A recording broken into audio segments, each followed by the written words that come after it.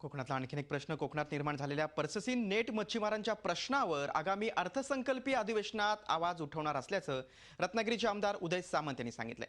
तसंच शामराव पेजे आर्थिक विकास महामंडळ आणि नॅसासाठीच्या आर्थिक तरतुदीबाबतही पाठपुरावा करणार असल्याचं उदय सामंत यांनी स्पष्ट केलंय.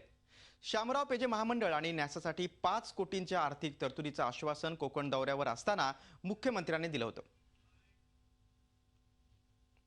मुख्यमंत्री साहेब स्वतः रत्नागिरीच्या दौऱ्यावर असताना कुणबी समाजाचा जो महत्त्वाचा प्रश्न होता की शामराव पेजे आर्थिक विकास महामंडळ आणि न्यासाला 5 कोटी रुपयाची तरतूद मुख्यमंत्री साहेबांनी करतो म्हणून सांगितलं, त्याचा आम्ही पाठपुरावा करणार आहोत. त्याच्यानंतर गौण खनिजाचा विषय आहे, जो कस्तुरीरंगन समितीनंतर काही भागातलं गौण खनिजाची बंदी उठली आणि काही राहिलेली आहे, तर ती देखील उठवण्यासंदर्भातला महाराष्ट्र शासनाचा प्रस्ताव जाणं गरजेचं आहे. त्याचा पाठपुरावा आम्ही करणार आहोत. झी 24 तास रहा एक पाऊल पुढे.